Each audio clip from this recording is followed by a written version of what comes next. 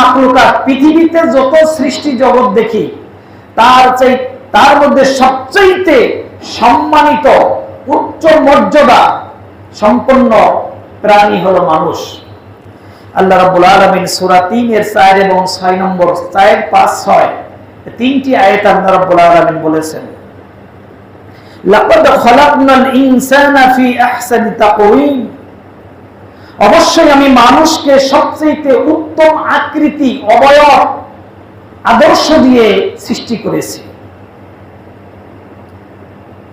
সবচেয়ে চেহারা সুরতের দিক থেকে সবচেয়ে উৎকৃষ্ট অবয়ব, আদর্শের দিক থেকে সবচেয়ে উত্তম আদর্শ এই প্রাণীর নাম কি? মানুষ।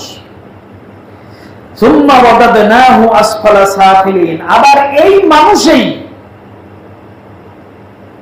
সে এত নিচে নেমে যায়, তার ব্যবহার আদি এত নিকৃষ্ট মানের হয়, সে শয়তানের চাইতেও খারাপ। আবার একই মানুষ তার আদর্শ এত উন্নত মানের যে ফেরেশতার চাইতেও সে সম্মানিত। তাহলে মানুষ শুধু রূপে মানুষ হলে হয় না, যদি না তার গুণ থাকে।